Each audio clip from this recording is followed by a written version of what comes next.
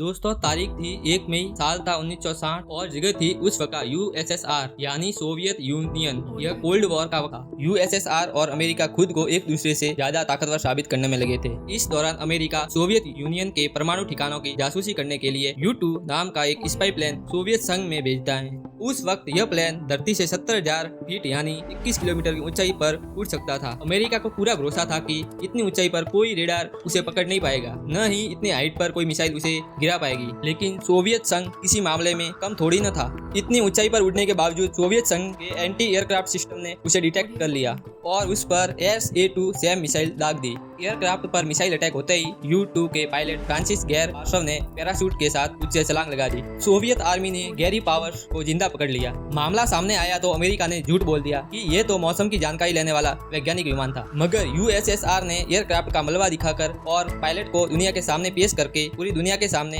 America को नंगा कर दिया। अमेरिका को अपने जिस U-2 विमान पर इतना भरोसा था, USSR ने उसकी सारी हवा निकाल दी। पूरी दुनिया में अमेरिका की बेइज्जती हो गई, मगर अमेरिकन भी हार मानने वाले थे नहीं। यही वो टाइम था जब अमेरिका ने रियलाइज किया कि अगर उसे खुद को मिलिट्री सुपर पावर बनाना है तो उसे एक ऐसा एयरक्राफ्ट डेवलप करना होगा जो कि दुनिया के किसी रेडार पकड़ में ना आए। यही सोचकर उसने सबसे पहले SR-71 ब्लैकबर्ड डेवलप किया, जो कि हाई स्पीड रिकॉन प्लेन था। फिर उसने F-117 nighthawk stealth fighter plane बनाया। आखिरकार जो प्लेन बनकर सामने आया उसका नाम था B-2 स्टील बॉम्बर। जी हाँ, वही B-2 स्टील बॉम्बर जिसके एक विमान की कीमत $2.1 बिलियन है। जी हाँ, एक बॉम्बर 17,000 करोड़ का है, लेकिन इस बॉम्बर को दुनिया के किसी भी देश को वो नहीं बेचता। रेडार ऑब्जर्वमेंट कोटिंग की वजह से यह दुनिया की किसी रेडार की पकड़ में नहीं आता। यह एक बार में 18,000 किलो से भारी बम को ले जा सकता है। यह इतना महंगा है कि अमेरिका ने सिर्फ इसे 20-22 बॉम्बर ही बनाए हैं। इसे अमेरिका की नॉर्थरॉप ग्रोमन कंपनी ने बोइंग के साथ मिलकर बनाया था। इसे 2011 में अमेरिकी फौज में शामिल कर लिया गया था। यह 500 फीट से भी टारगेट को पिन पॉइंट हिट कर सकता है। एक बार में 18,000 किलोमीटर का यह सफर तय कर सकता है। और दुनिया के सबसे ताकतवर इसी B-2 बॉम्बर से अमेरिका ने 22 जुलाई की सुबह 4:30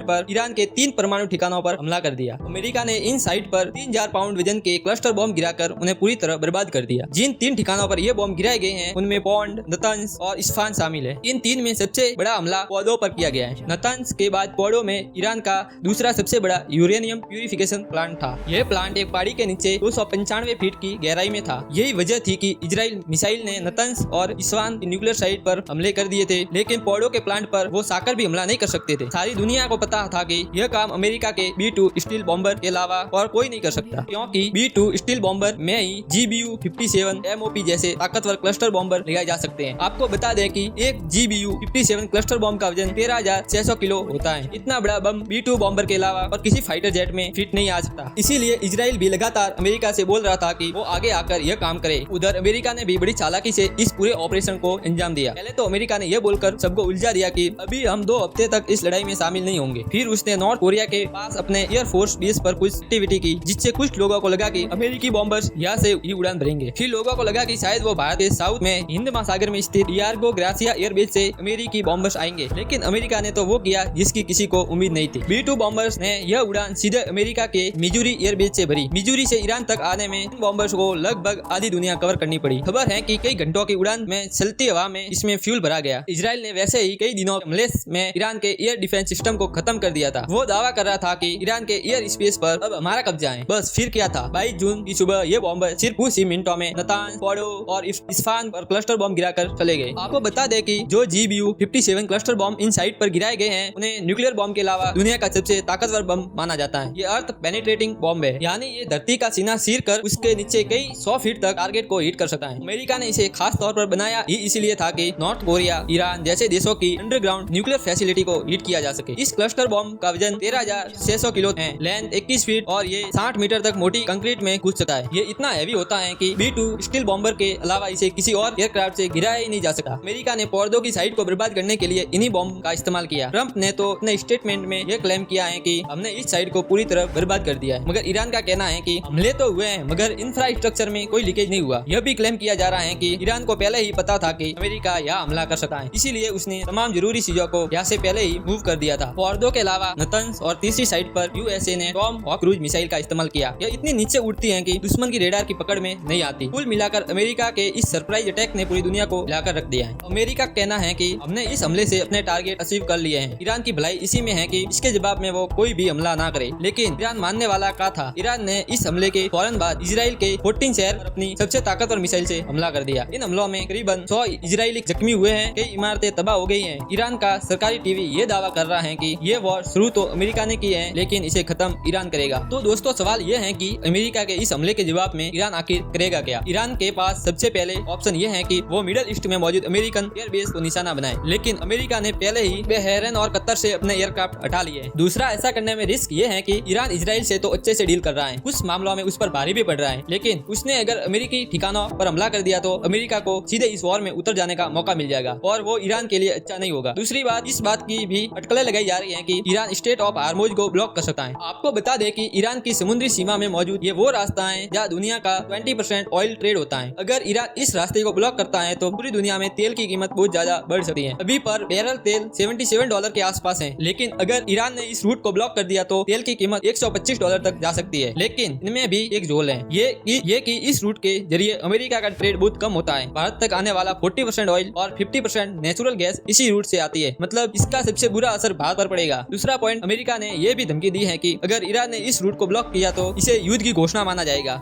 ऐसा लग रहा है कि ईरान जल्दबाजी में कोई स्टेप नहीं उठाएगा, वो ऐसा कुछ नहीं करेगा जिससे अमेरिका को बहाना मिल जाए कि अमेरिका भी इस वॉर में खुद जाए। ईरान की नेवी भी बहुत स्ट्रॉन्ग है, ऐसा माना जा रहा है कि ईरान अपने नेवल ऑप्शन को भी तलाश रहा है। दूसरी तरफ ईरान ने जिस परमाणु अप्रसार संधि पर पहले साइन किए थे उसने अब खुद को उससे अलग कर लिया है। ये अपने आप में बहुत बड़ी बात है। इस सारे माहौल के बीच पाकिस्तान की पूरी दुनिया में थू थू हो रही है। अमेरिका ने जैसे ही ईरान पर हमला किया तो पाकिस्तान ने इस हमले की कड़ी निंदा और कहा कि अमेरिका को ये अटैक ईरान की अमेरिका का ये अटैक ईरान की सोवरेनिटी पर हमला है, लेकिन कोई भी पाकिस्तान की इस आलोचना को भाव नहीं दे रहा है। लोग सवाल पूछ रहे हैं कि पाक आर्मी चीफ आसिफ मुनीर पहले ये बताए कि जब वो ट्रम्प से मिलने गए थे तब उनकी क्या बात हुई थी। यहाँ तक कहा जा रहा है कि $100 के लालच में पाकिस्तान ने अपने ही मुस्लिम पड़ोसी मुल्क ईरान की हिफाजत का सौदा कर दिया। पाकिस्तान ने अपने आर्मी बेस अमेरिका के हवाले कर दिए। लोग यहाँ तक पूछ रहे हैं कि जो पाकिस्तानी सरकार 2 दिन पहले डोनाल्ड ट्रम्प के लिए नोबेल पुरस्कार की डिमांड कर रही थी, वही पाकिस्तान की सरकार आज इस मुंह से अमेरिका के अटैक की आलोचना कर रही है। ऐसा कैसे हो सकता है कि जिस देश का राष्ट्रपति तुम्हें 2 दिन पहले शांति का मसीहा लग रहा था, वही शांति का मसीहा आज दूसरे देश में जाकर बम गिरा रहा है। दुनिया एक बार फिर इस पाकिस्तान का डबल गेम मान रही है। एक तरफ पाकिस्तान खुद को उम्मा के साथ दिखाना चाहता है, दूसरी तरफ वो डॉलर के लालच में अपनी और अपने खानदान की इज्जत अमेरिका के सामने नीलाम करने के लिए राजी है। खबरें तो यहाँ तक है कि दोस्तों, जिस क्रिप्टो कंपनी में ट्रम्प का पैसा लगा है वो कंपनी पाकिस्तान आकर अपना ऑफिस खोलने वाली है। ट्रम्प चाहते हैं कि पाकिस्तान साउथ एशिया में क्रिप्टो करेंसी की राजधानी बन जाए। अब समझ आया दोस्तों कि क्यों ट्रम्प लगातार मुनीर को बोटियां डाल रहा है और पाकिस्तान का ये फील्ड मार्शल क्यों उनके आगे दो मिला रहा है। अब समझ में आया। मगर ईरान ने भी 2 दिन पहले बिना पाकिस्तान का नाम लिए धमकी दे दी है कि अगर किसी देश ने इस लड़ाई में इजराइल या